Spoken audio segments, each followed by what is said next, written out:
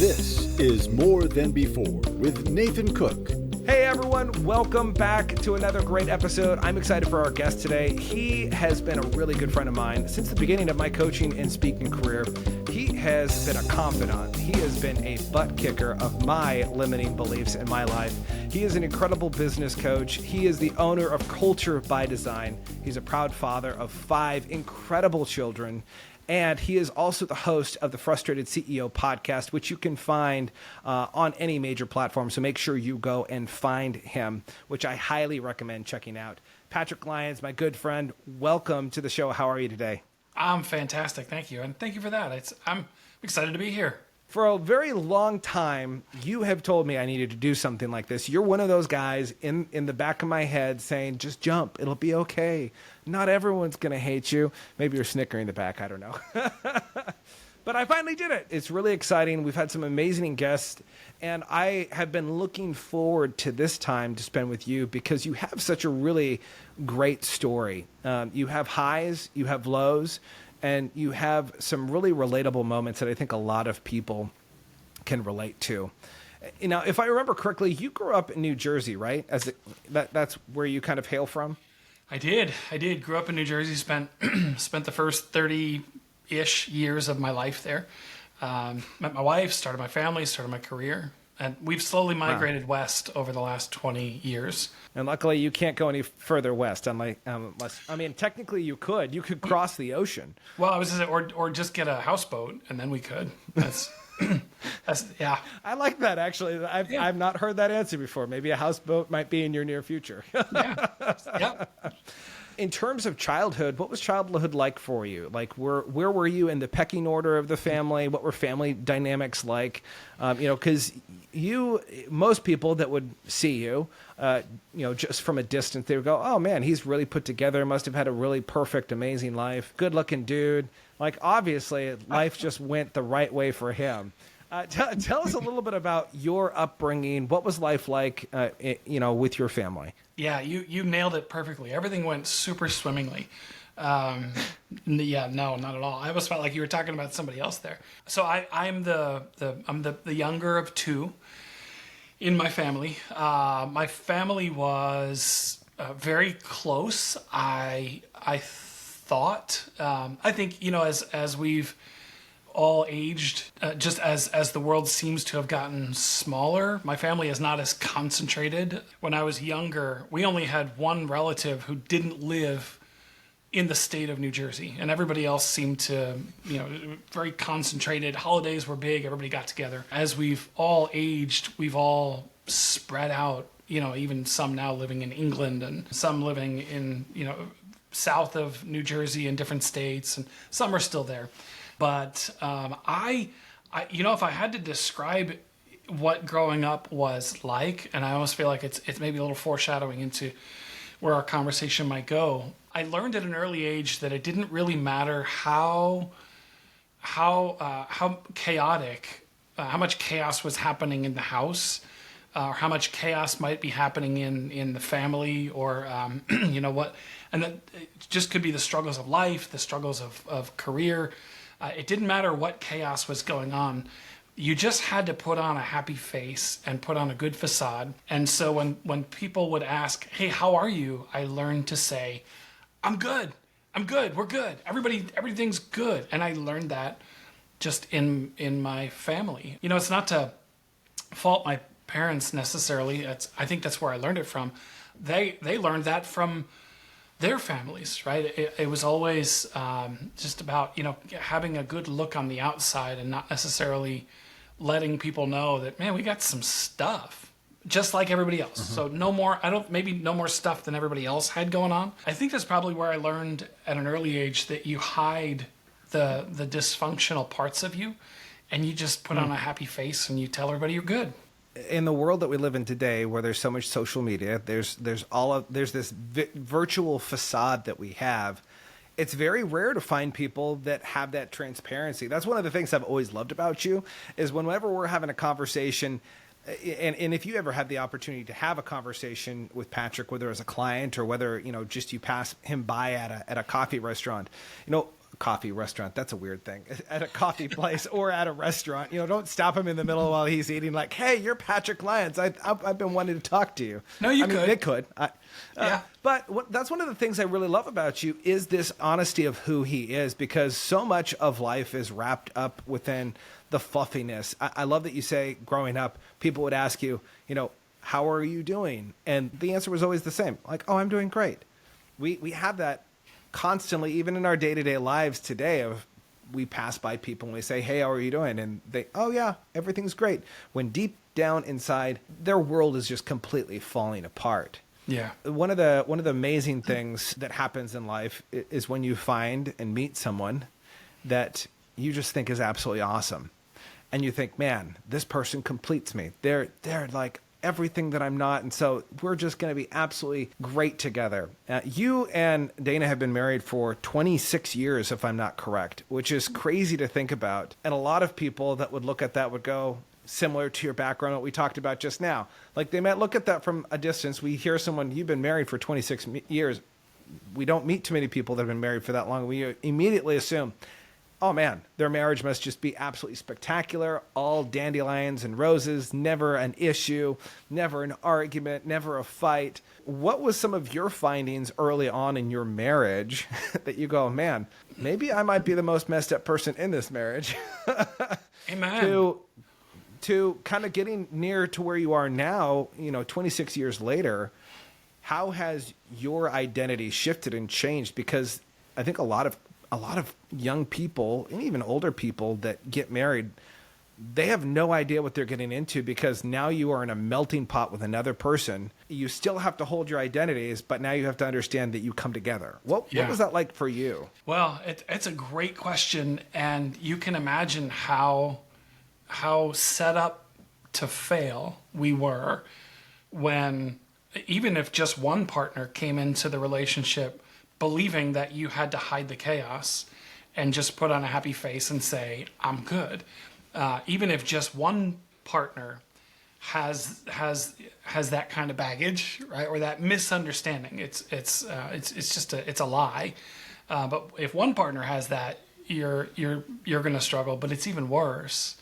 It's exponentially worse when both partners coming into the relationship basically have that same kind of approach. And that was Dana and me. That was us. You say, like, no, all dandelions and roses. We were for the first 6.5, 7 years, we were the picture perfect couple. We were the couple that we did all the hosting. Everybody would come to our house. We were the fun couple. We like to bring a lot of fun. We like to make a lot of people laugh. We like to serve others. And so we would bring all that, never fought. I mean, I remember hearing, as we were, again, it's not foreshadowing, as we were almost going through divorce after 7 years, which is shocking when you hear that first part.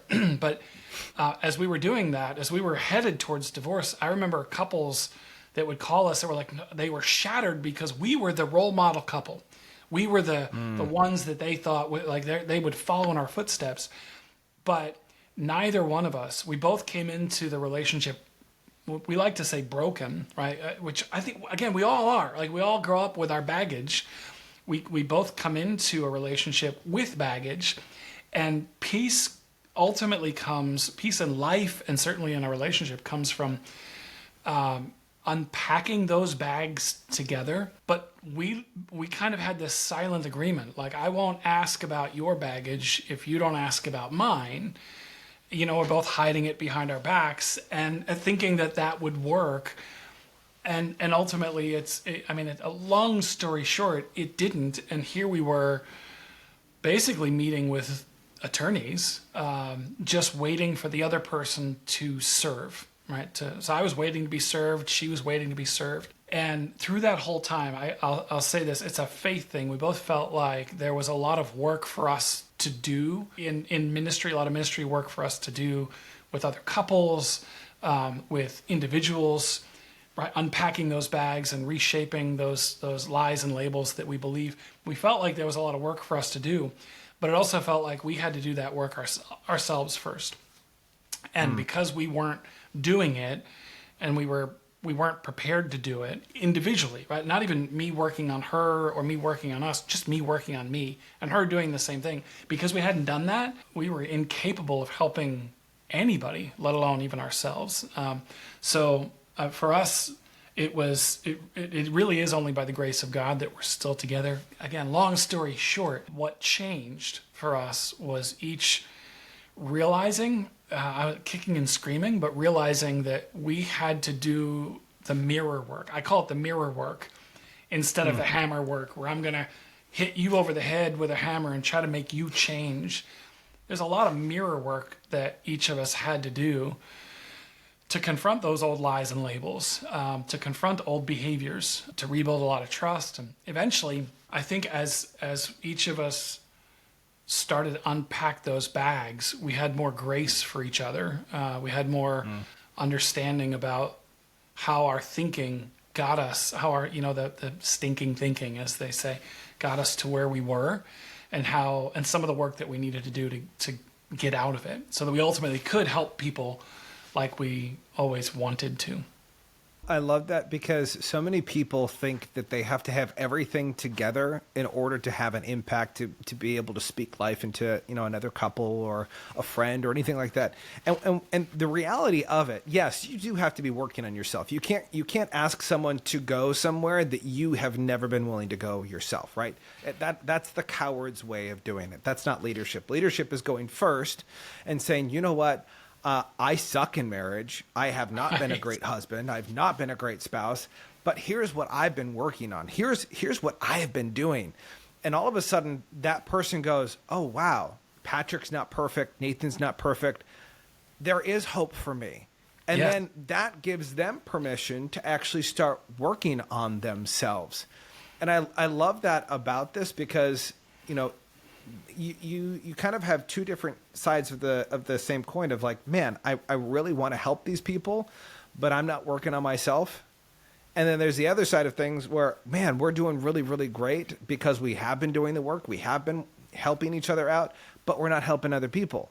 Right. And so there is this piece of coming together and working on this. I love this idea of unpackaging things together.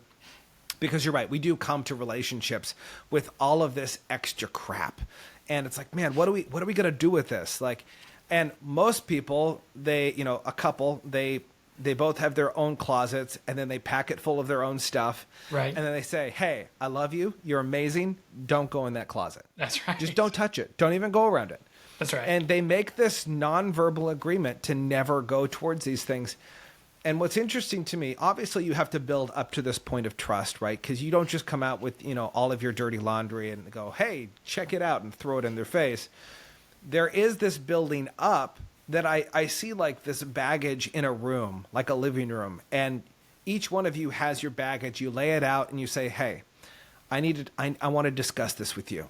Yeah. And I think this is the ugliest part about me. And I don't like this, and I just need you to understand that, but I need to work through this with you, because you are my trusted partner in life.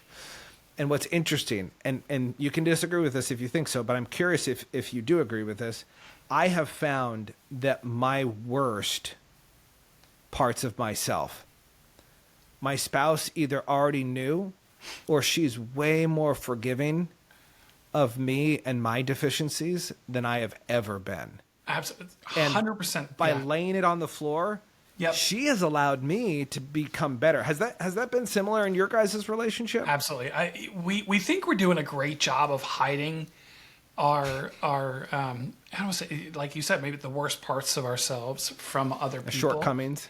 Our shortcomings, but we're not, especially when you spend as much time together as you do in a romantic relationship.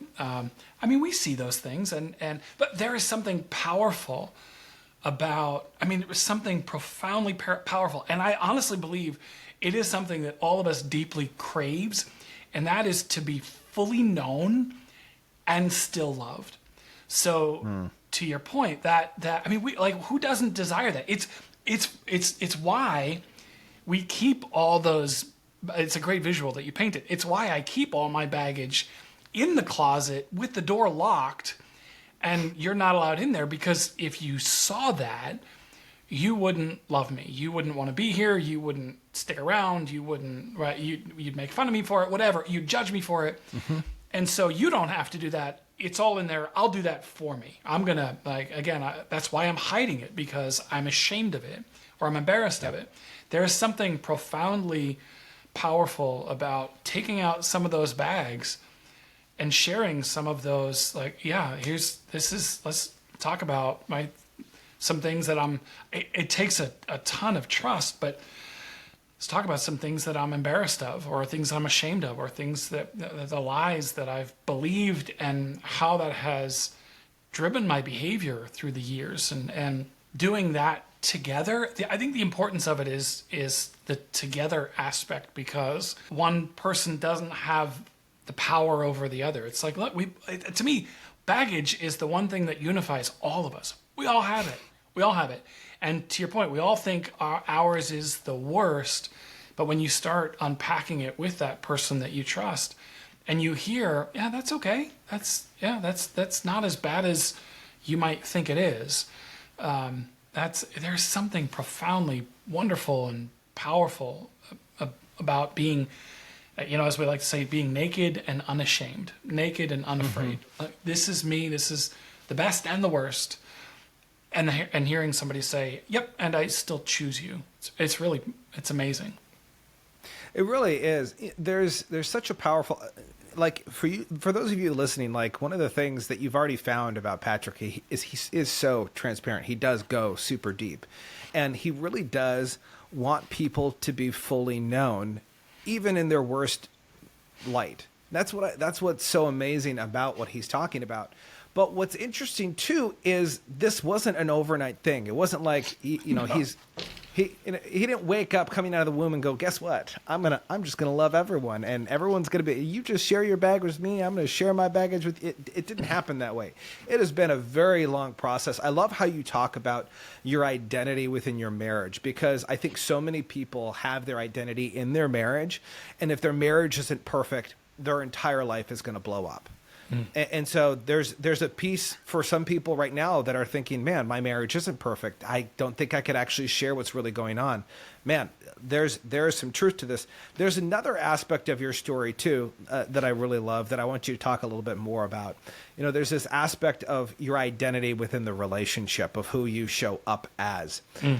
There was an identity for a number of years, and maybe this still kind of comes into play today, but Patrick, there was a certain point of me knowing you that things were on the rocks. Business was going nowhere, it felt like. Yep. You were burning through your reserves, through your life savings. Yep. You're trying to build this business that you believe in, and it feels like no one else is there with you. And then all of a sudden, you're getting notices that you're going to be losing your house. You got to understand, to a guy, providing for your family, being a provider is a huge identity piece. I don't care who you are. Yep. Providing for your family is an identity piece that every man wrestles with. And so I'm curious for you, at this darkest point in your life where you don't feel like you are providing, where did you start to come to peace with that and releasing that? Because that was an identity that you had to let go in order to move on to where you are now today, where you're working with some amazing CEOs in their company. What was that journey like for you to release that identity? Yeah, that's and you described that very accurately. So even my identity, whether it's my identity in the relationship or my identity with my job, a lot of the work that for me, the mirror work, I said the mirror work, working on me, has been trying to answer the question, who am I? What do I bring to the table? Why am I here?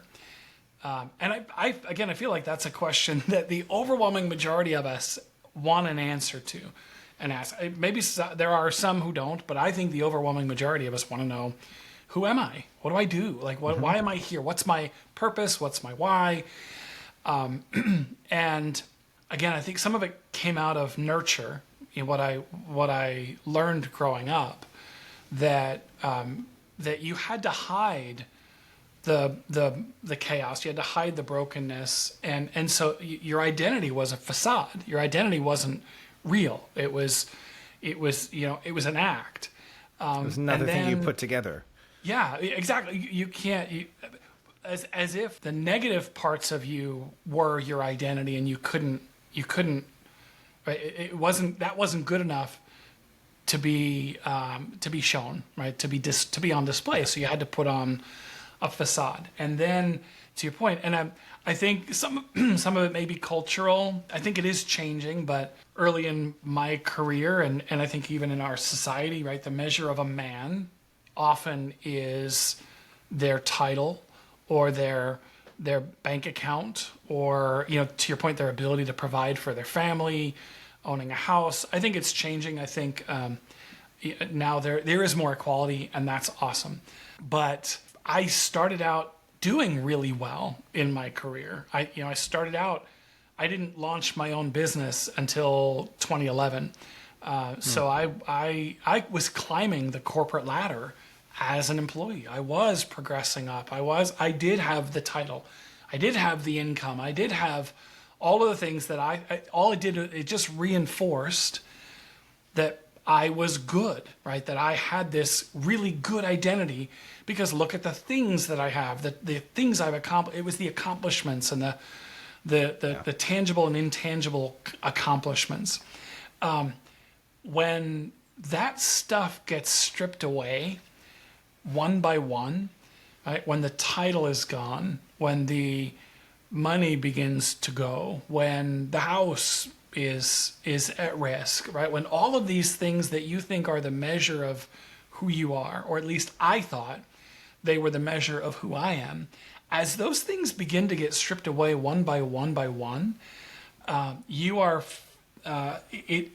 when your identity has been tied up in those things, you begin to think that that there is no value, there is no, like, you're nothing.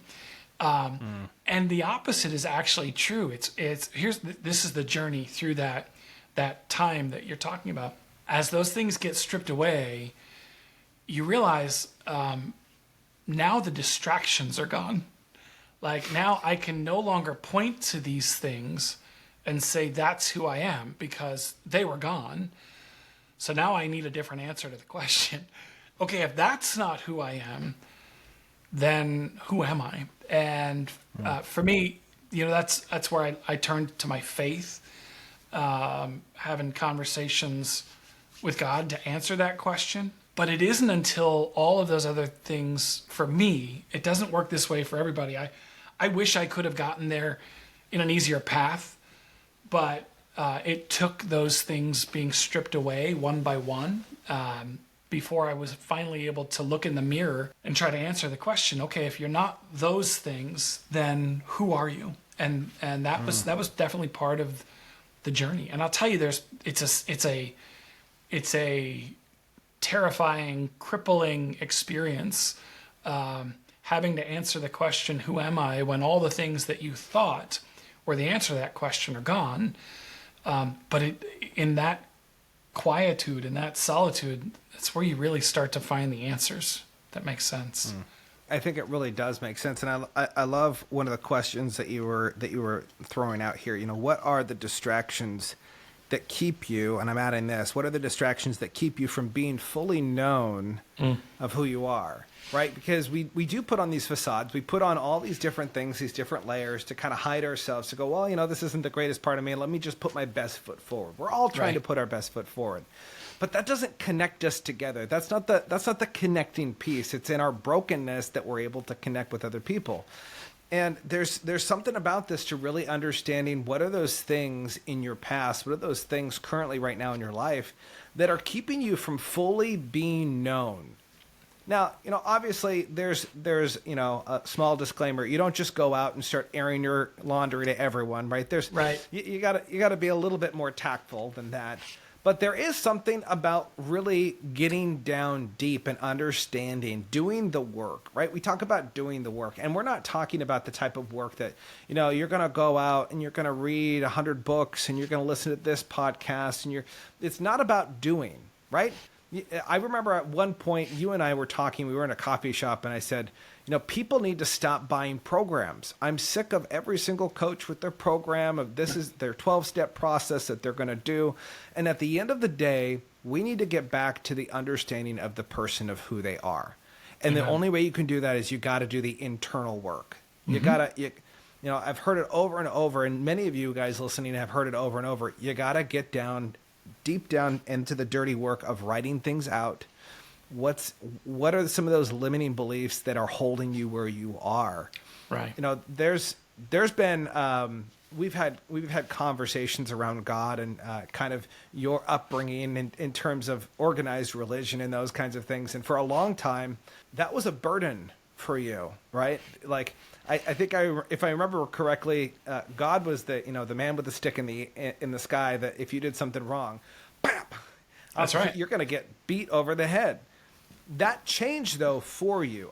I'm curious, what was that revelation? Because we've talked about the relationship side of things with your fellow people, your wife specifically. We've talked about the relationship of who you are in terms of your work, but now there's this spiritual component. I think a lot of people are searching for spiritual truth and identity within religion. And we're not talking organized religion. We're talking about relationship, right? What was that process like for you? Where did you start?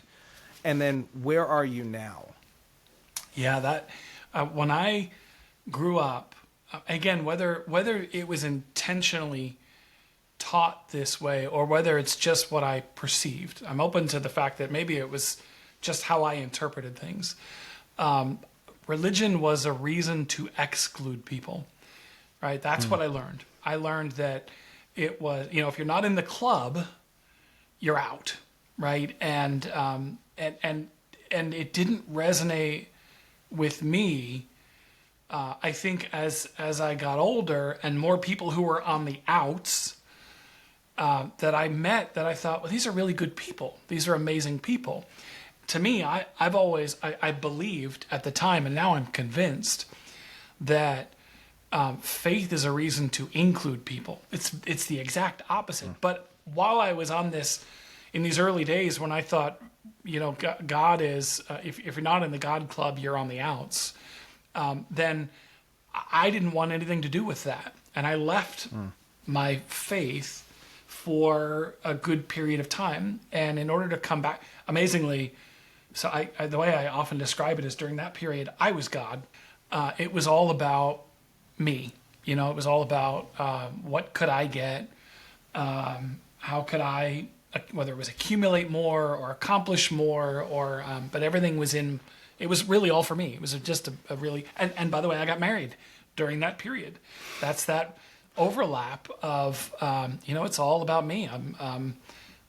Why? It really was a search for significance. It was a search for my own identity and to validate me as good, everything I could accomplish. But because it was all about me, that period, my life spiraled out of control. And I was the classic, everybody says this, but I really mean it. I was the classic prodigal son. I was the one that even during that period when my life is spiraling out of control, I kept thinking, I think I want to reestablish a connection with my faith, but I can't because look at me, I'm a mess. I have to clean myself up first. Classic prodigal son story. And unfortunately, that only keeps you in the chaos and dysfunction longer than just throwing your hands up and saying, yeah, I can't do this. I need help. I need to do it differently.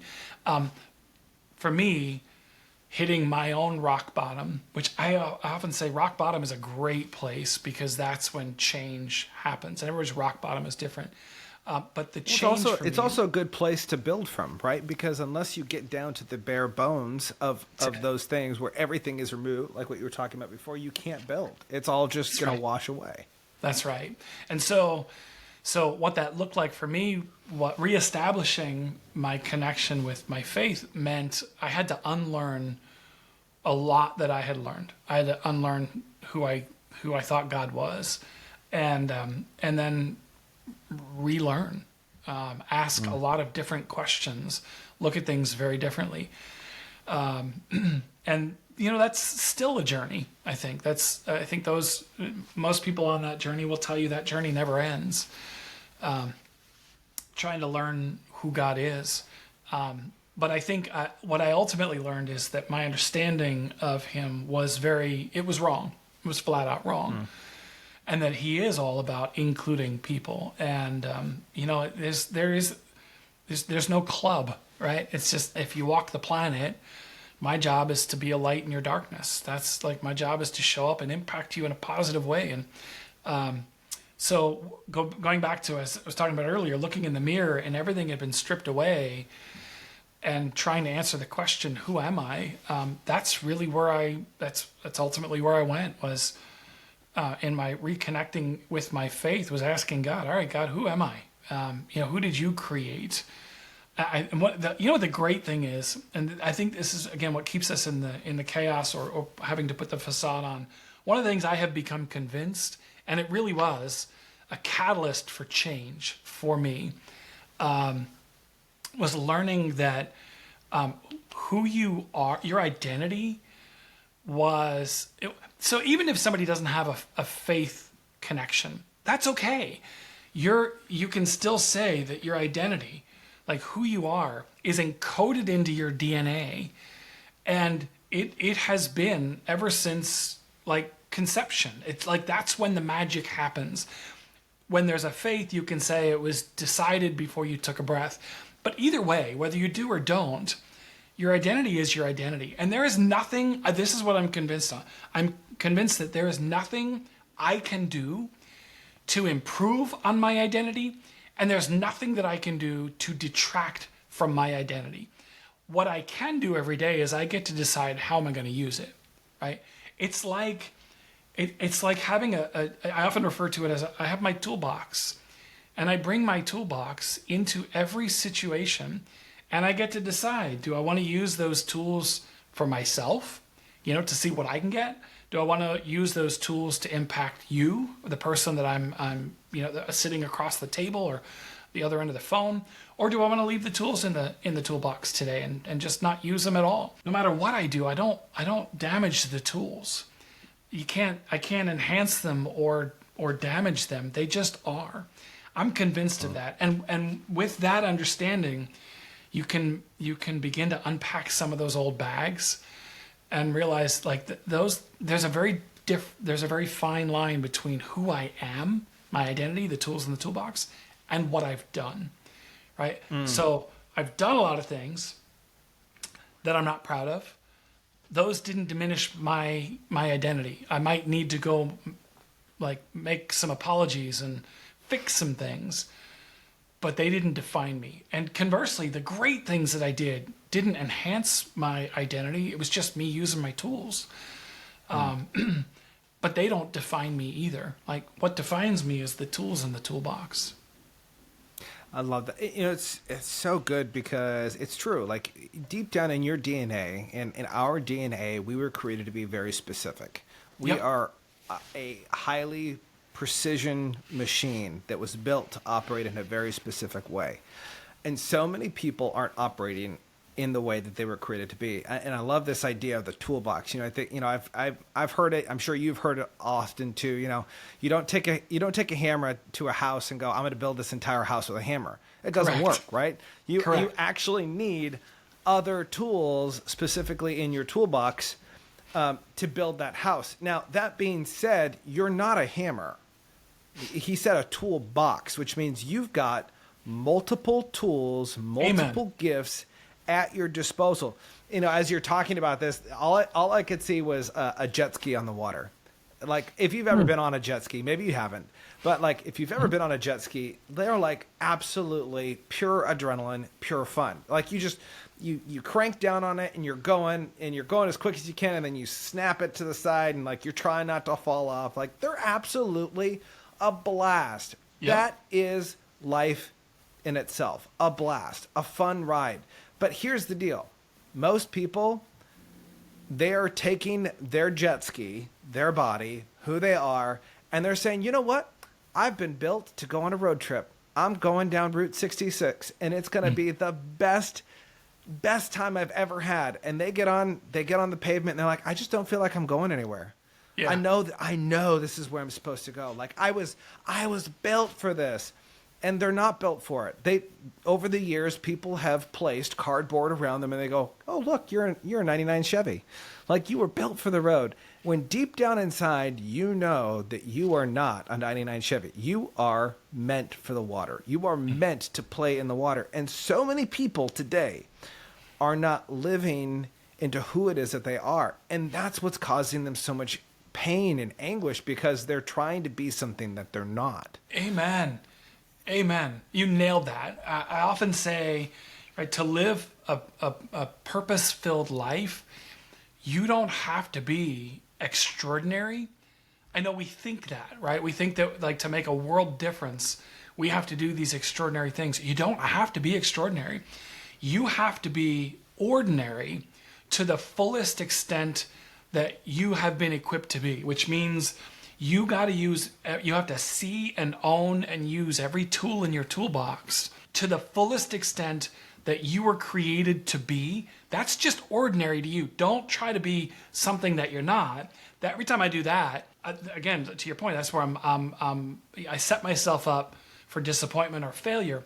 You don't have to be anything more than you're not, but you damn well better not be anything less than you are.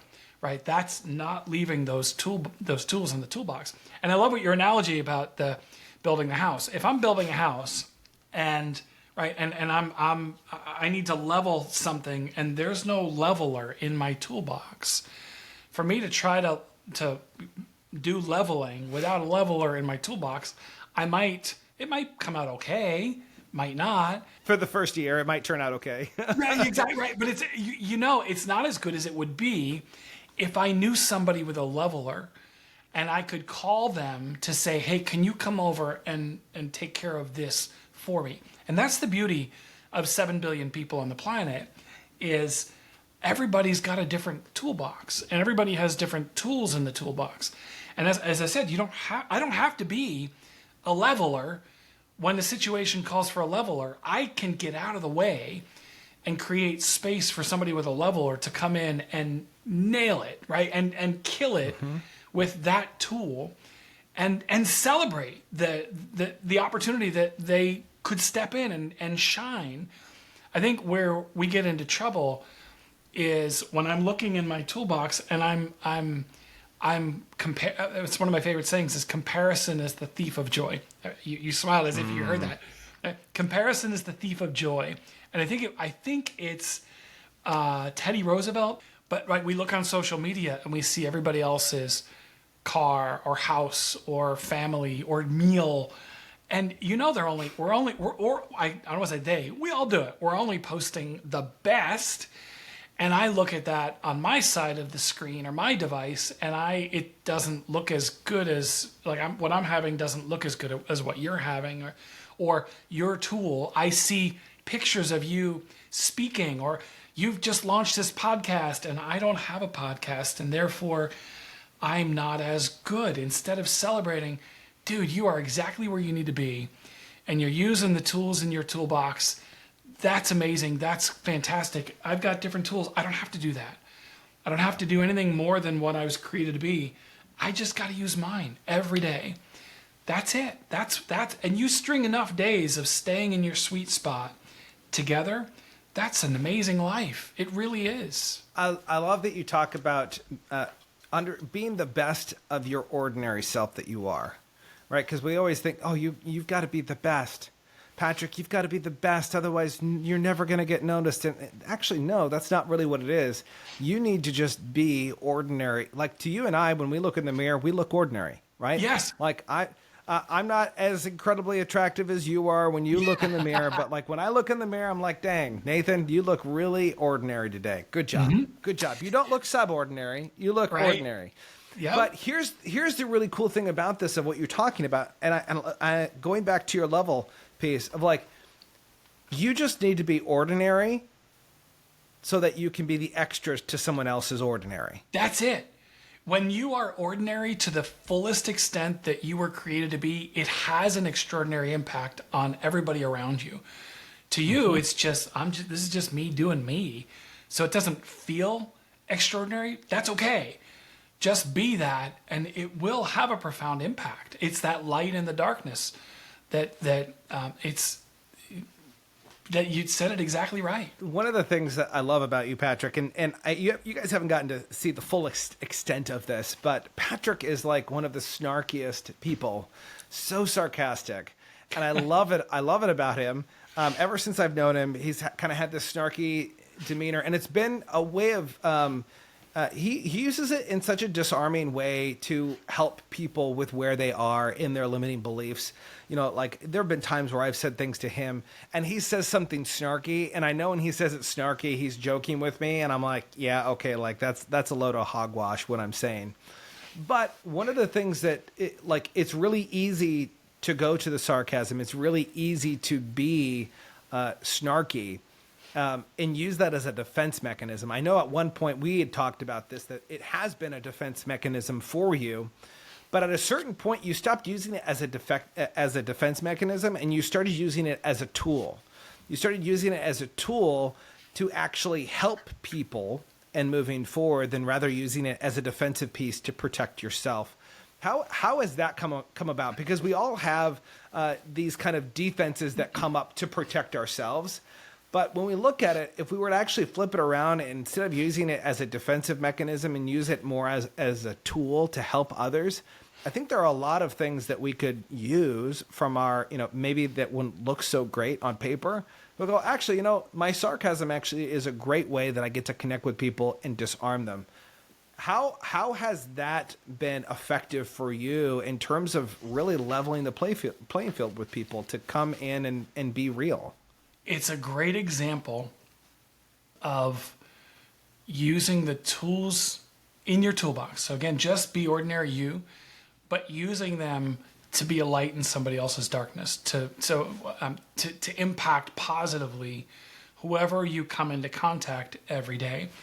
The fascinating thing for me is, and it's exactly what you just said. It's such a great and profound question. I'm glad you asked it, Nathan. That 12-year period where my life was spiraling out of control, where I was God, where I was living for myself, it was all about me. I was using all the tools in my toolbox, but I was using them for myself. So it was, what I've heard my whole life, when I think about, if I can speak about this now, and it's not, I want people to understand, to own the tools in your toolbox sometimes may sound to others like it's arrogance. I never move with arrogance. Let me say never. I try so hard to remember I didn't put the tools there, right? Again, if it's a faith thing, then like you were commissioned with that toolbox the day you were born. If it's a science thing, again, these things are encoded into your DNA. What I've heard my whole life, so it's not an arrogance, it's a humble confidence. This is who I am. This is what I'm here to do. And if there's anything that's not in my toolbox, I'm not going to try to be those things. I'm going to get out of the way and let somebody else do it. But for those 12 years where my life was spiraling, I was using all of the same tools. I was just using them for me. So some of the tools in my toolbox, what I've heard my whole life is I'm charming, I'm passionate, I'm persuasive, I love to make people laugh, right? The humor.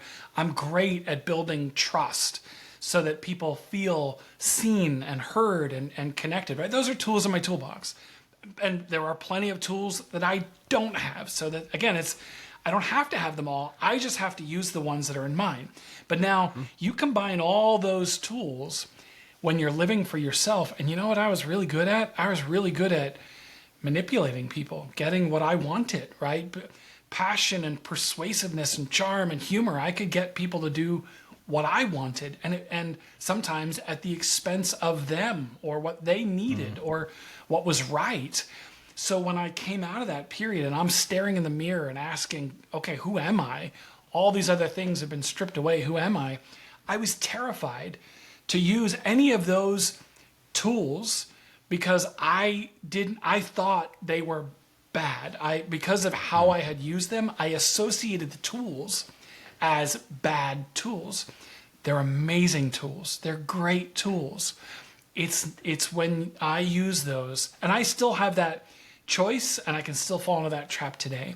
When I use those tools to impact you, to be a light in your darkness, I keep coming back to that, but that's really, for me, that's almost like my mantra is, okay, who can I be a light in the darkness to today? Because we all have darkness, right? In those 12 years, I had people who were lights in my darkness. So who can I do that for? I'm using all the same tools, including the humor and the sarcasm. But instead of using sarcasm as a way to make me feel good, instead of using humor to disarm somebody so that I could then get what I wanted or needed, I now use that same gift, that same tool in the toolbox, but I use it to put people at ease. I use it to show them I am for them. I use it to maybe spotlight something that that they need to see, but to do it out of, right, not in a judgmental way, but in a gentle way. So when I hear the negative thinking or the negative behavior that just reinforces somebody's negative lies and labels, the sarcastic joke or the phrase that comes to mind is, how's that working for you? Right? That's coming from a place of love. It's not coming from a place of judgment. So the point of all of that is it's the same set of tools. Every day I decide. Every day you Nathan, and everybody who's listening, you get to decide, how am I going to use these tools? Am I going to use them to impact people for good, to leave them better than they were when I found them? Or am I going to use them for myself? And when I use them for myself, it's going to come out in that sarcastic kind of, negative kind of way. Yeah. I love it because, we've talked really about two different things. We all have these gifts. We all have these tools, and you can use these tools to build others up. We can use them as a gift to others, or we can use them on ourselves, which eventually turns into more of a weapon. We're either building a weapon to use against other people, or we're using the tools, and we're building other people up around us. And if we were to realize that, how different would life be? How different would our world be if we realized that, man, this gift that I have to be able to communicate and connect with people, it's not to build up my ego and to make me sound amazing. It's for me to be able to speak into someone's life and to help them out of a dark place. Similar to you, Patrick.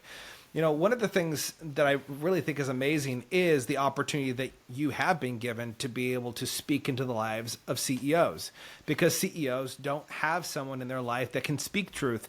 A lot of CEOs, they have people around them that are afraid to say things to their face.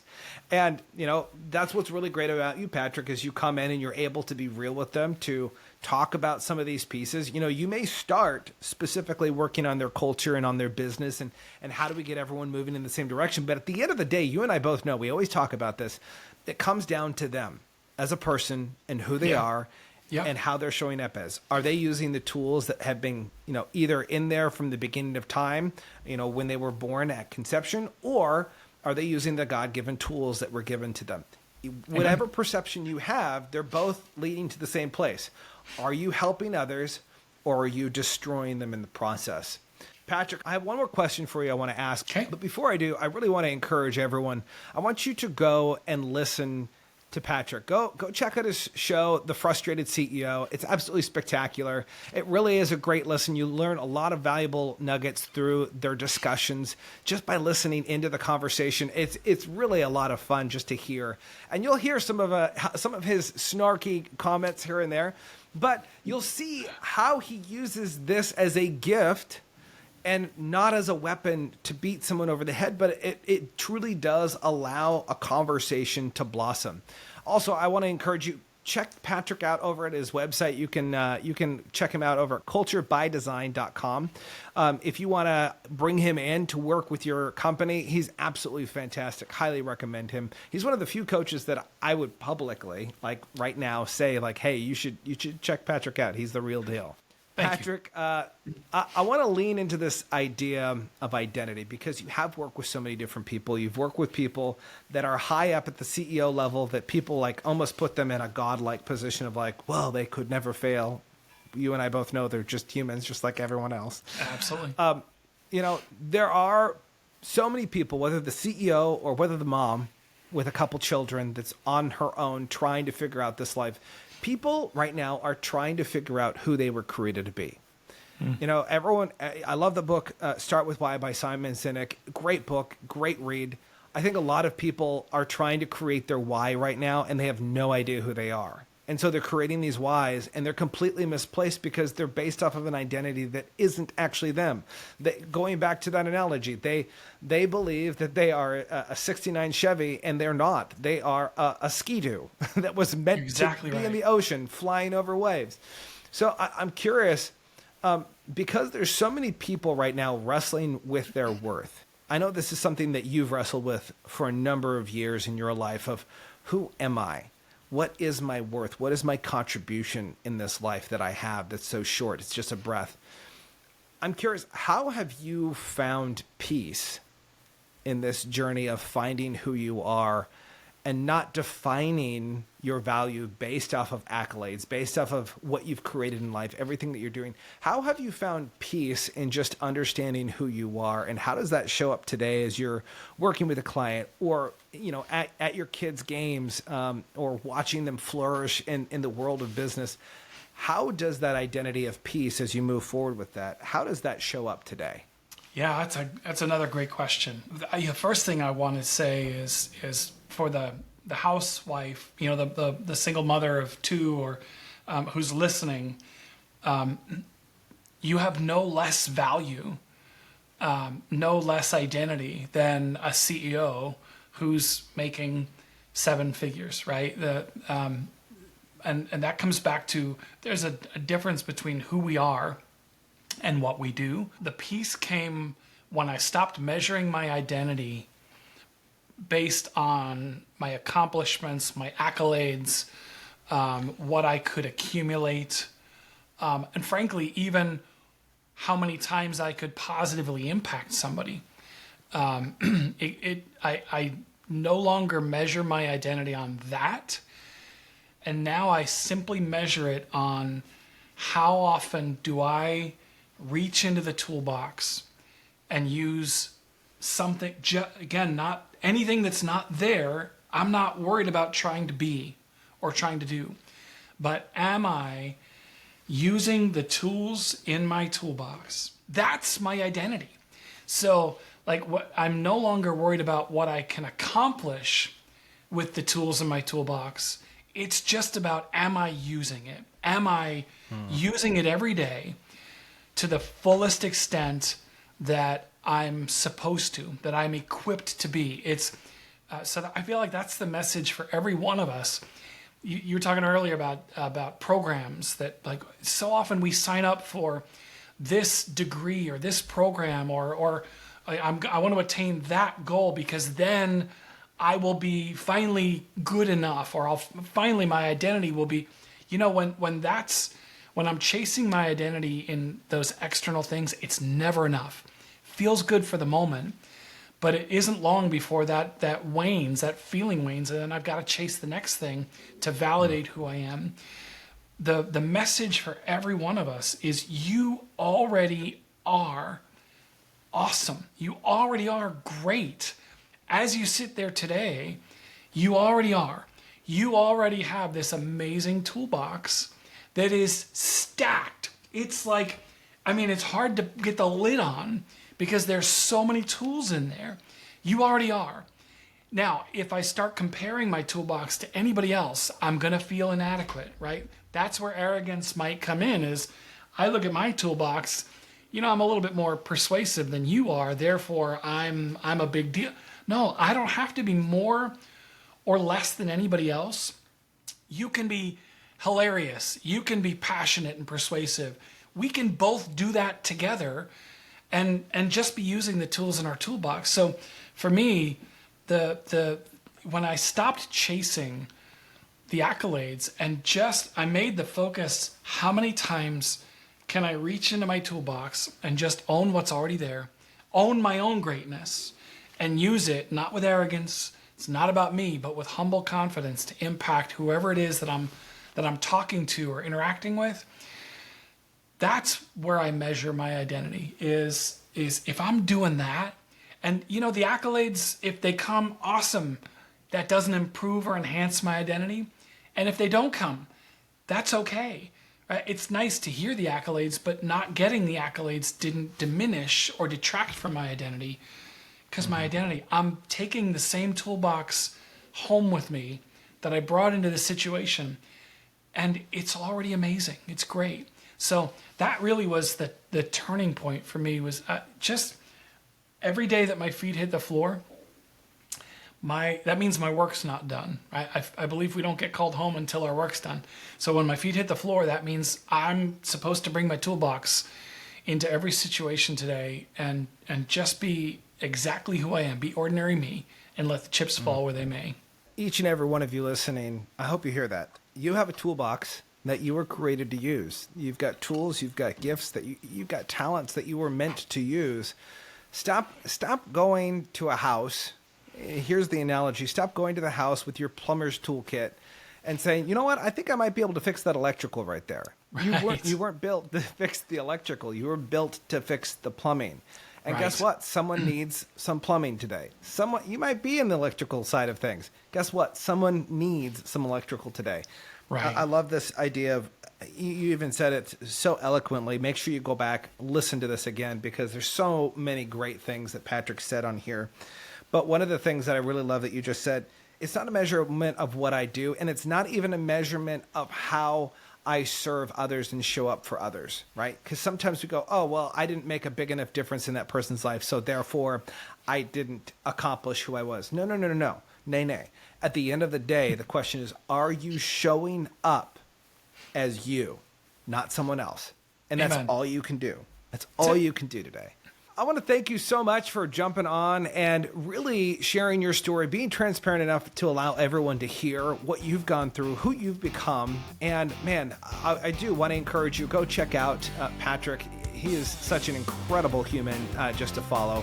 He has faults just like everyone else, but he truly is an awesome guy. So thank you all for listening. Remember to like, subscribe, share this episode with a friend. You know that someone in your immediate circles would truly be uplifted by hearing what Patrick has said today. So with that, until next time, remember to be more, see more, we'll experience more together.